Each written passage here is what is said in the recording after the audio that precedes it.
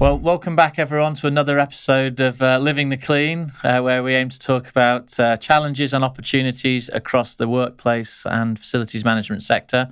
So we're here today to talk about social hiring, which is obviously part of the social impact space. I'm James Bradley, the Chief Executive of the Churchill Group and today's podcast host.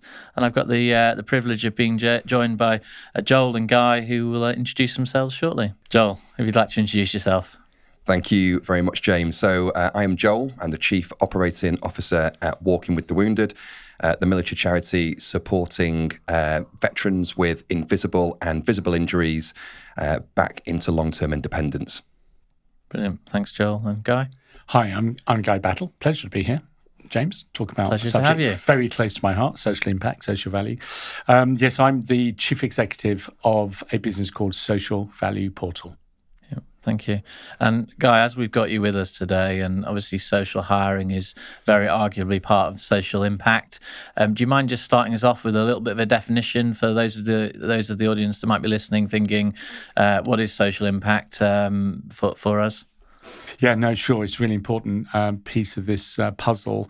So I'm going to start off with social value and then lead in social impact. I explain the difference between the two. So social value actually is defined by the Social Value Act, which was first brought through Parliament in 2012. Implemented in 2013. And that defines social value as the additional value created by an organisation through what it does in terms of social, economic and environmental impact. So that's basically it.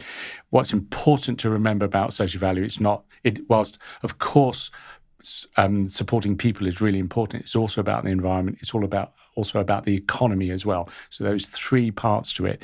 And then social hiring sits within that because it's an approach. Another way of thinking about social value is asking yourselves, if you're running a business, is what is the contribution that I make or my business makes to society, and how does it make about that? So it speaks about that contribution. It speaks about being a responsible business. Now, the difference between social value and social impact is actually just time. Okay. So value is created through the activity, like, for instance, employing a veteran. For instance, we're going to talk about that in just a moment. And so there's a value created, but over time, the impact is on their family, on their sense of well-being, on their confidence, on how they then suddenly feel as though all the trauma they might have suffered in the past there's a way of dealing with it, and they've got another sense of purpose in their life. So that's the time piece. So the impact implies longer term sort of benefits, longer term gains, longer term social outcomes. Yeah, brilliant. Thank you, Guy. I think that's really useful and a great scene setter for us. So thinking about social hiring specifically, I'd like to move over to Joel now. From a Walking in the Wounded perspective, and obviously your own personal views as well, what does social hiring mean to you and your organisation? I'll break that down into two parts. So my personal viewpoint on this is social hiring looks past just recruitment. It looks at the individual from a 360 perspective. So what are their values? What are their purposes? And it looks at how recruitment and the hiring of individuals can help in addressing societal issues and sometimes environmental ones as well. The irony is, long before this was something that was discussed about, and quite rightly is more mainstream and high profile now, Walking with the Wounded was looking to address these barriers anyway. So we set out with the purpose of really highlighting the inherent skills of those who served. And one of the biggest things that we do is provide the tools for those individuals that are struggling with their transition to recognise how much they can contribute to society and just help in knocking down some of those barriers. But ultimately, this is what we've been doing for the last 15 years because we think it's the right thing to do, not necessarily because of the value per se from a social recruitment perspective. I'm sure we'll start to unpack this even more, but I think it's pretty fair to say, isn't it, that the value delivered is often complete wraparound in all directions, isn't it? It's not just about the social hire and the value that delivers, but of course that's a key element, but it's how that ripples into the business, out of the business, into people's families, personal lives, and actually the total value, albeit sometimes difficult to measure, is definitely cumulative, isn't it, rather than without a doubt detractive. So, Guy, if you don't mind, just obviously we've got Joel with us from Walking the Wounded. Just thinking about social hiring, if you were to just give us a broad overview of areas in which people listening could be considering thinking or addressing in terms of different avenues of social hiring, I think that'd be quite useful. So I'll do that. So what I should do is just tell you what the business does. So my business, Social Value Portal, helps organisations measure and put the value on their contribution to society. That's core to what we do. And we're sort of a software platform that does that. And we've developed a measurement framework. And the measurement framework actually is far more than just measurement. It's called the TOM system, TOM system. It is actually a theory of change. What we're trying to get to is what we call a social value economy, an economy where businesses and communities are sort of flourishing together and working responsibly together. But we've identified a series of activities or levers that you can pull that will deliver a series of outcomes that ultimately deliver our social value economy. And there's a whole series of sort of outcomes we're looking to achieve. So one of the outcomes might be protecting our environment from climate change. And so some of those levers might be reducing carbon or might be renewables. Another outcome might be support for community projects, in which case you're investing into projects or you're supporting voluntary organisations. Another really important outcome within the theme of work is supporting people who are struggling to find work or get a job into work. And that's where we get into the social hiring. So as an organisation, we've identified a series of activities of which veterans or people with mental health issues, actually, we know that when you employ them, you know that you're going to get that sort of beneficial outcome. And so we are now working with businesses to take those things forward. And so we look at the value, we pick up the pound value of that, and then we understand that longer term impact. So in terms of that broader scale of people who are struggling to find work, it's anyone who's long-term unemployed as a first instance. And then it could be ex-offenders. Literally anyone that's in long-term employment? Anyone who's long-term. So basically what we're picking up is someone who has been on benefits or someone who has just not been able to contribute to society for whatever reason, because we're picking up the value. We're interested in the value, and also we're interested in the impacts because we're trying to encourage businesses to get involved. So if they know that they do X, it's going to deliver this impact and bring this benefit to a community, then, we're saying, well, just get on and do it. Don't even think about it. Just do it. Get the programs right, but do it.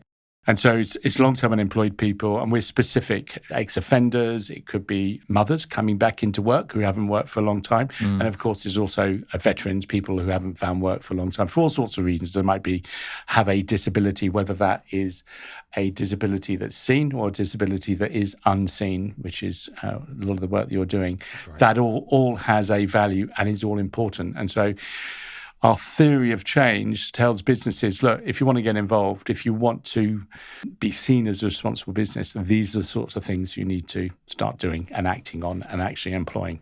And it's fair to say, if my understanding is correct, that the spectrum is very far and vast. So we've got care leavers, we've got people that are just unemployed for one reason or another. We've got victims of domestic abuse. Absolutely. We've got it's actually a huge spectrum. It's care leavers. It's people who for any reason might be struggling to find work. Refugees. As opposed to asylum seekers, refugees, it's people who are struggling. So, our society. There's many groups of people who are struggling to find work for all sorts of reasons, and not everyone is suited to all types of work. And it's actually one of the biggest challenges, I think, for business is you can't just go and wait outside a prison and say, someone who's being discharged, I'll give you your job. You actually need someone to help. Yeah. You work out what support, because quite often, and you'll find this, Joel, is quite often those individuals need a lot of support. And business needs to support them. We actually employ ex-offenders as part of even though we're a small business, we have since, in fact, we were only 20 people when we employed our first ex-offender.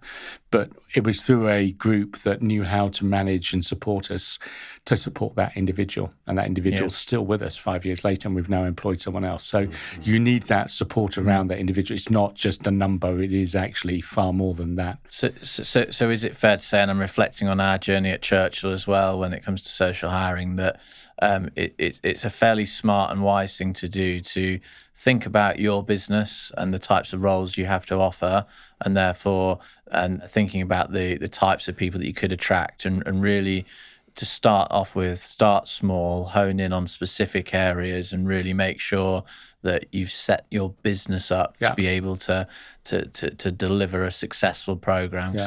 Joel, you've mentioned it ever so slightly there, but earlier around, it isn't really all about the hiring. Often that's the easy bit, isn't it?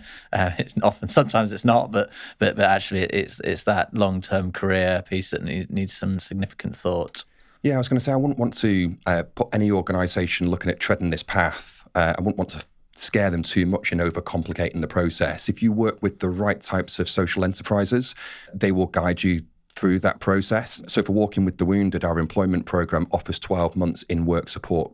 So we adhere to a framework which is individual placement and support, which very much focuses on the needs that individual faces. And as Guy quite rightly mentioned, there's a whole pre-employment piece that we are doing before that final piece of the jigsaw puzzle. We would never send anyone to an organisation that wasn't work ready and that wasn't suitable for the role. And we always say to the organisations that we work with that we're not looking for a handout here, and neither are our veterans that we support. These are eminently capable individuals that can provide such diversity to your workforce and such a plethora of skills.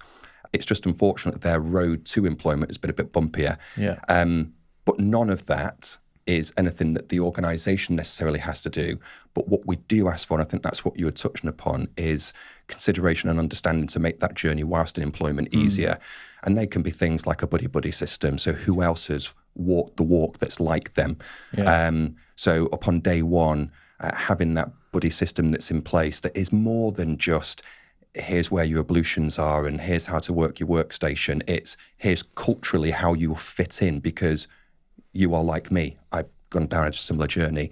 So there's things that organisations can do, but I really won't want anyone listening thinking, God, do we have to pause before wanting to do this?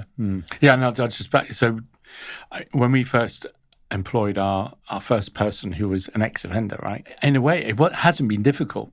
I mean, it's not. I mean, we were just 20 people, and we did have some support. It was blue sky. They did support. Well, they didn't support us. We didn't need that much support. They supported the individual, so they had that program and that wraparound, and it was far easier than I thought it was. And she's actually in the accounting section. She's talk about ex-offenders. She manages our money. I mean, you know what I mean? There's lots of different types of offending. I mean, it's like, and some of it has nothing to. One assumes that it's somehow it's not about dishonesty. So I think there's also something. I don't know if you face this, Joel. It's about breaking down those stigmas. It's about breaking 100%. Down the myths around people who struggle to find work. There's all sorts of reasons why people struggle to find work. If we take something really simple and just downright obvious, there might be someone who's long-term unemployed because they've been a mother. But that mother might have been a CEO or someone really high-powered before, but they count as long-term unemployed. And that doesn't somehow sort of handicap them in a way that, or disable them in a way that doesn't mean they can't contribute. So I think there's all sorts of myths that we need to break down around this world. And as ever, like anything in life, the devil's in the detail, isn't it? And we're all people and we're all different and everyone's story is slightly different. And I think that sometimes if an organisation, and I speak from experience because we've put a lot of thought into our social hiring over the. Again, in some ways, it's been in our DNA for a long time, but certainly over the last few years, we've really thought about it, and it can be quite daunting. But just wanted to take a step back from something you were saying a moment ago, Joel, because you started to get into the world of partnering. Yes. And I think I'm interested to hear from you both, but partnering seems to be a really effective way of delivering social value and social impact, and I'm sure it certainly is, and in our experience, it is in social hiring. So have you got any advice for people that may be listening thinking, that sounds great, I love the concept, how do I find a partner? I can only speak from my perspective at Walking with the Wounded here, and Guy, I'd be interested in yours in a more general perspective, because like you said, social hiring, there's many demographics. What I personally like about the veteran community is that Guy touched upon women in the workplace, physical disabilities, ethnic minorities. You can be a veteran and be all of those things. So I always say that there's a stigma that people can sometimes go down a path of thinking that you're going to be a white male because you have been in the army, and it's not always the case.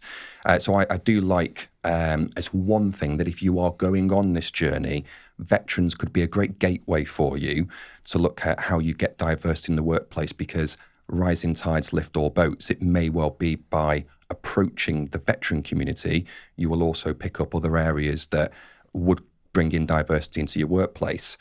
In regards to navigating where to go to find, for instance, a military charity, it's a really good question, because there's actually 1,700 military charities in the UK. 1,700? Yeah. Yeah. There'll be a mixture of, organisations that are social enterprises, those that are Facebook groups, those that are charities in their own rights. The Charities Commission would be a good place to kind of go and have a look and see if the values align with your organisation. But ultimately, I think one of the biggest thing is almost anecdotal. So if you, within your network, if you're aware of your supply chain that's working with an organisation, they've probably done that due diligence on that company. There's a reason why they are working with that. Speak with them, find the experiences they're having. Always speak with the organisation as well, and the individuals behind it. That passion will come through. And any good organisation should be able to show you the policies, the way that they go, the frameworks that they adhere to, the accreditations that they've got that justify that they're a good outfit. But yeah, before me carrying on there, Guy, I don't know whether you've got anything from a more general point of view. I've got two very specific pieces of advice. The first is that a group called, a collective known as Social Enterprise UK, SE UK, and they have registered, they have all the social enterprises, or a lot of them in the UK registered. Don't know if you're registered with them, but you can be registered with them. They'll help you. The other thing I would say is that if you're a business, you're usually you're almost always in a place somewhere. I would reach out to the local authority. The vast majority of local authorities has a full list of voluntary and community and social enterprises. I mean, it's part of what they do. So you can link up with them, and there's normally someone in charge of they call the voluntary or community VCSEs. officer, VCSE sector. So VCSE is the sector. So for everyone on listening in, voluntary community social enterprise, that's the sector. There's usually always someone in charge of that. And so you can reach out and say, look, we are looking to support the community. Do you have any links with great charities or social enterprises that we can work with? And they'll give you a selection of them. They can't say, definitely do this, because that would be unfair advantage, but they can give you a selection, and they'll know everyone in that community. And if you say, we're looking for someone with this type of skill, I mean, let's be honest, most businesses say, we've got a role and this is the role we need to fill. So rather than just doing it through a normal recruitment, let's go to a different type of organisation. The role still stays the same. You're just filling it from a different sort of source base. And so you don't have to design the job change the job description just because someone's a veteran, right? You'll discover different skills they can bring to it, but your job role is still. So start with the job role and then talk to the local authority or SE UK or someone similar. Say, look, this is our job role. Can you help us fill it? And they'll come up with ideas. Yeah, and on that theme, and I'll add two things to that, if I may, that we've definitely found using real life job roles and real life partners specifically in the right place geographically is absolutely the way to go in our experience, because that creates tangible movement, for want of a better description, rather than having it too vague and I think it's hard for people to then hang their hats on whether you're someone finding a candidate, you are the candidate, you're the person that's employing the candidate. I think really keeping it place-based is key, isn't it? I do think it's really important that businesses are kind of affirmative in this. And what I mean by that is, as roles come up or they're looking across their business and they know roles are coming up sometime in the future, kind of consider which roles might be appropriate for people from a particular type of backgrounds. I mean, that might be in some ways an irrelevant question, but it might be relevant in many places, and say, look, that role we're definitely going to try and find, we're going to make available to a much wider cohort. I mean, it's not always the best way to do it, but at least you can begin to say, right, we're going to pinpoint and go for that. Yeah, and I think that's a great point, actually, and let's come back to that in the top tips section, because I think that's very, very, very relevant, certainly from our experience. So just want to take a pause there, and something that I think I've learned in my social value journey is case studies are key for both celebrating, inspiring, getting people thinking. So could I ask you both to share a real life case study you feel able to around a success story when it comes to social hiring? I can speak specifically. Obviously, I have already spoken about the two people we've employed. Yeah. But I'm going to talk about some of our customers, just one in particular. And this was around, it's around a young person, not in employment, education or training. And it was for a construction company up in the Northwest. And they reached out to an education facility and found, asked, does anyone need support? And this individual was put forward. His name is Darren, but it doesn't really matter what his name is. But he was then supporting. What was really interesting about the way that business helped him find that work was they actually bought him a suit. So the business didn't employ him, but they bought him a suit, did all the mentoring, and then supported that person to go to 2 or 3 different interviews until he got a job. And I thought that is, so you don't necessarily have to, if you think about employing people or employment, it doesn't have to be you employing them. You know all about employment. A lot of people on this call will be mums and dads. They know how to support an 18-year-old, right? Or 17-year-old who's looking for work. For goodness sakes, go and get your suit. I haven't got the money to get any suit. So, okay, well, this is part of my social value. I'm going to buy you a suit. And that's all part of it, right? And that person then is launched into a career.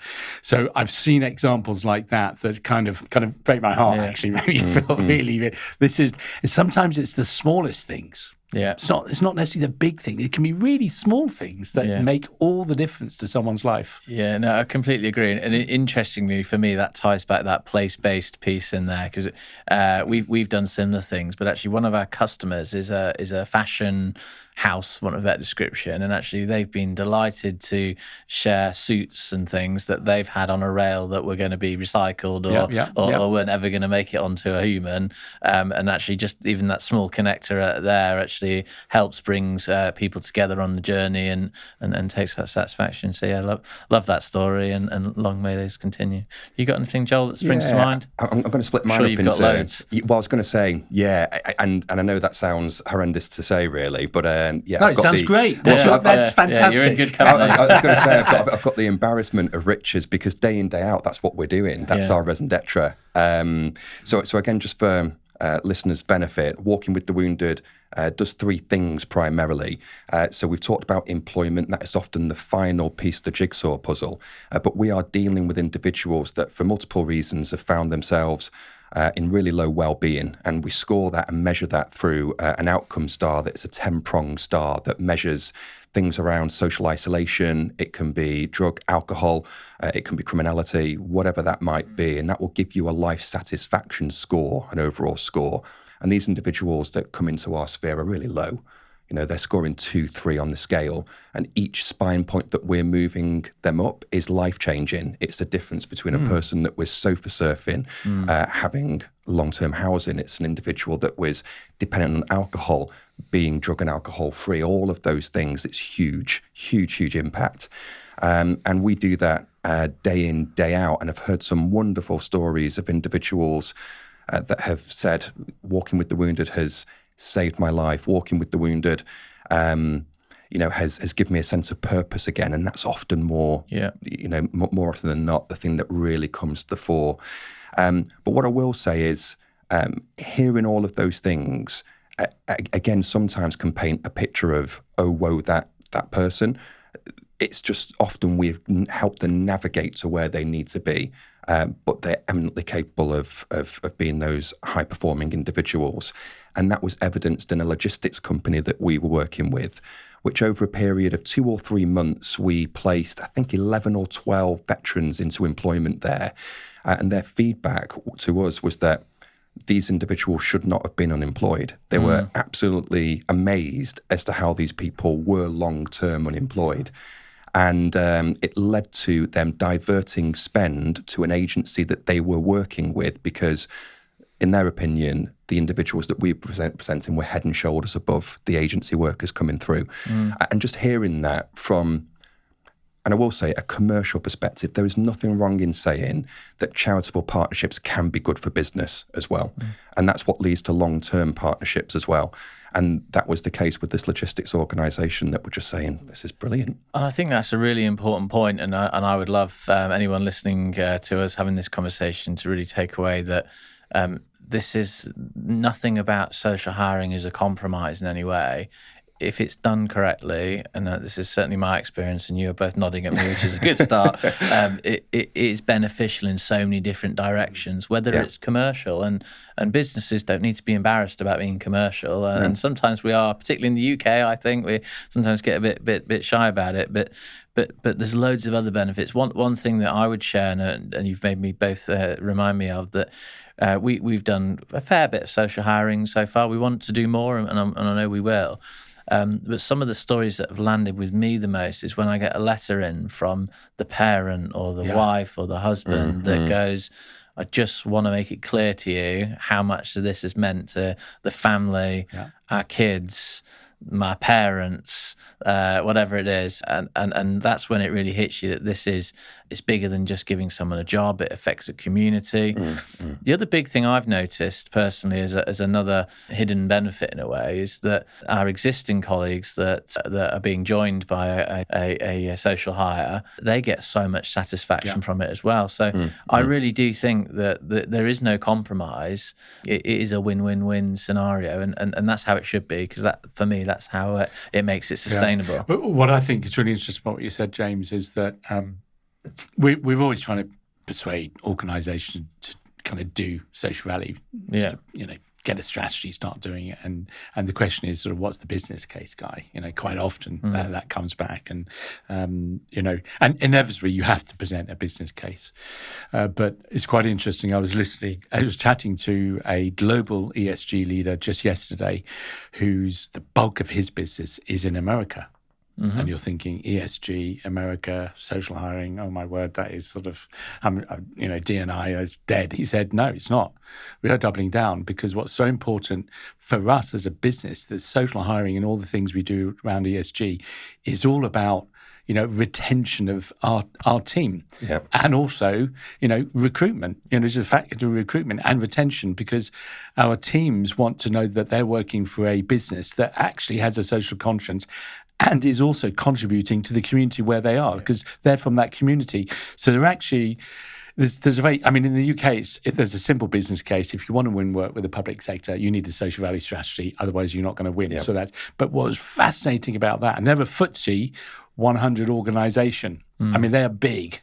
And the thing that's driving them around social value, social impact is retention and recruitment. And I found that really interesting. It is interesting. I'm not surprised, but I think like anything in life, in business, it has got to be a win-win scenario. Otherwise, it's not sustainable. It's a bit like thinking about a traditional customer-supplier relationship. If it's not a win-win, the transaction tends to finish, doesn't it? And actually, if it's a win-win, it tends to go on for a long time. And I don't think that's any different. And I think it should be achieved as a standard when it comes to social hiring, personally. If anything, for me, it's a benefit now, especially if the organisation, the charitable organisations recognise it. I think gone are the days where you can say we're just a good organisation, fund us. Actually, you've got to ingrain within the values that organisation represents, and that, I think, is how you can achieve long-term impact and greater impact as well. Yeah, no, I agree. And you touched on it earlier, Joel, around role modelling, essentially, if I could summarise it as that. And actually, the more people that we recruit from different walks of life, whether we're talking about social hiring or anything, the more role models there are and the more talent you can attract. And actually, we all know that most businesses need talent. Talent comes in all different shapes and sizes. And that's also a key part of running a business, right? Or a not-for-profit or whatever, or a government organisation, right? It's absolutely key. So there's some nice examples. Just thinking, hopefully we've convinced convinced a few people by now. We're some way into our chat today. Practical tips. So when I'm thinking about this, I'm thinking, how do we help or how can organizations consider their recruitment strategies? How can organizations prepare their leadership, their colleagues for successful social hiring? And any other tips that you might have from your respective experiences? So I think we've probably heard a couple of tips already. It was a really good question that you asked, James, in terms of navigating to those key partners. And obviously the local authority will give you a higher list or longer list. I think, as I mentioned, make sure that you do take the time to fully engage with those organisations, peel back the banana skin, see how they operate.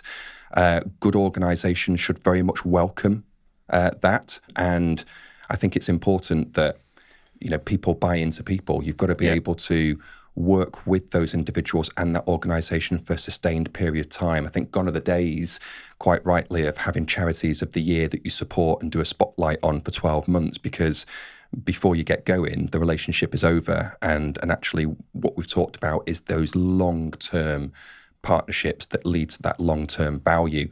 So anyone that is going on this path, the first tip is you should be thinking about the long-term approach. Yeah. You should really be investing in this for all of the things that we've talked about, the recruitment of talent, the retention of your current workforce, the resource that you might be able to delve into, and just the recognition for those individuals that are in your workforce at the moment that might not feel that they've got a voice, but working with charitable partners like ours and others that exist there will almost give a voice to those individuals that might see themselves as a minority within the team. So I think one of the other things that I thought Guy touched upon, which is really important and dovetails into what I was talking about, is this shouldn't really be any different to your usual recruitment process at the front end. Yeah. So you should start with the job that you want and the job that you need. And then from the reason why I said that dovetails with our perspective is we're not looking for handouts either. We're making sure that that individual is work ready and that these are sustainable roles for the individual. Probably the only thing, and I know I'm taking quite a lot of time here, the only thing that I would say is a conscious change is once those individuals are within your organisation, there might be things that you should have as considerations. So for instance, in the veteran community, we've had it before where there are poignant times in that individual's journey that it means something for them. So they might have a bit of an annual calendar, for example. There might be points in the year that are more difficult than others. Correct. A big one is bonfire night as well. We've had it on multiple occasions where it just triggers memories for those individuals. Based on sound, I guess. Exactly, yeah. And so it might be expected that during that period, they're slightly off beam. And so having understanding managers that are brought into the system, because the journey for an individual always ends up with the managers really that are holding down that team. So I think there has got to be a bit of how are we making sure the whole organisation is brought into the process. My next sort of train of thought was thinking, and I believe the official term in sort of the environmental world is greenwashing. I don't know, Guy, you might be able to educate me if there's an official term in the social value world. Social washing. Social washing. That makes sense. Yeah, thank you. But hopefully people are listening to this thinking, I don't want to be a social washer. Really, how can people hold themselves to account around making sure that social value and social recruitment really embeds into their business? Are there any top tricks? Obviously, measuring it through. I mean, I'll jump in first. I mean, from our perspective, I mentioned earlier the theory of change that we follow, the activity. But plainly, if you're not pursuing the activity, there's no change. And one of the things we do is help organisations do their annual report on social value. And we always validate their claims. So we're looking for evidence. The evidence might not, well, it won't mention names, but it'll say we have done this, and so we validate it, because I think that what's really important is in this is that you you're not only talking the talk, you're walking the walk, and you need to prove that you're walking with the walk. And we provide that third-party sort of critical friend, if you like, to ensure organisations are doing that, like yourselves, James, at Churchill Group. We provide that assessment. And I think that's really important that you do that. We don't want social washing. We've got to avoid it at all costs, and because it gives the impression, it gives people the impression that, you know, businesses are making it up, and before you know it, trust in business is gone, and that's just not a place where we want to be. Yeah. And it's a waste of everyone's time, and arguably the person that's doing it as well, it's a waste of their time. So yeah, interesting. And Joel, have you got any views around helping business leaders, people in businesses that want to drive this forward, to really help ultimately deliver that strategy into an actual action?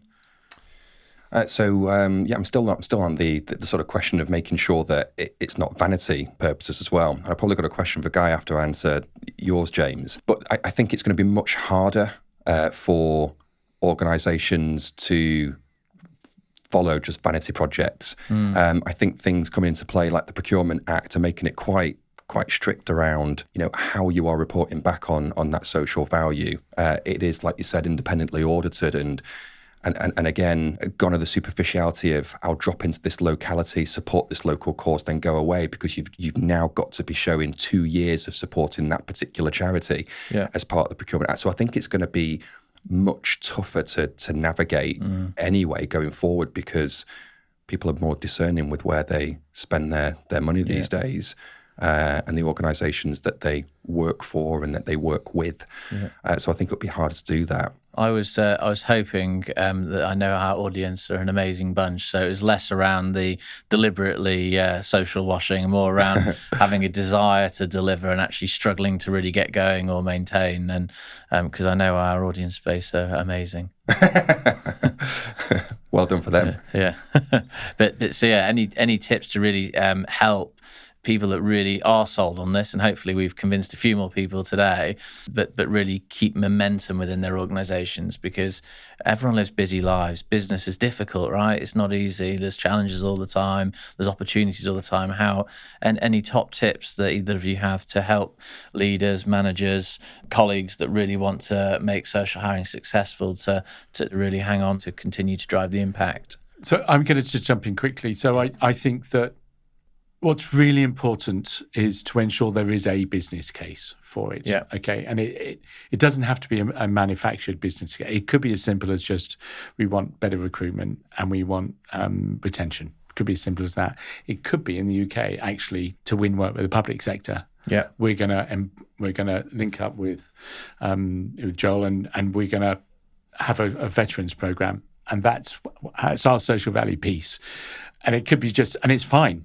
I don't mind if you're linking up with Joel because you want to win more work with the public sector, then great, go for it. I mean, that's really important. So, but there has to be a business case in some form or other. Yeah. And what you said, Joel, was really important in terms of the business case.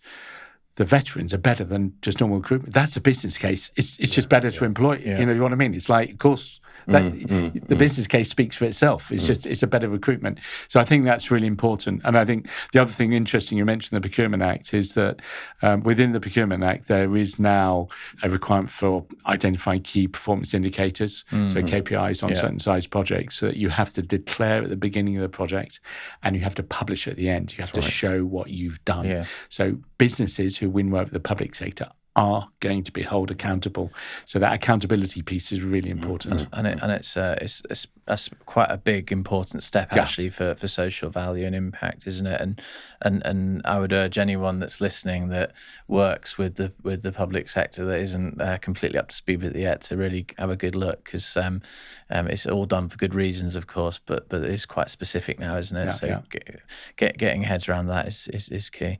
So just thinking about the conversation we've had so far, I think hopefully we've given some pretty good business cases for why social hiring and within the social value arena is a sensible and smart thing to do for lots of reasons.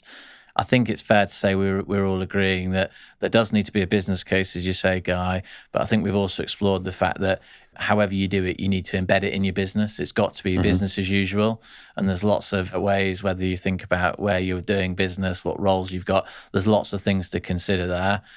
We've talked about partners, how businesses can look to partner up. And again, I think, Joel, you covered it nicely. There's one partner in the room, but actually there's lots of partners across the UK on a very micro level and on a huge scale as well, aren't there? So I think that's a key thing. So hopefully we've had some useful discussion there.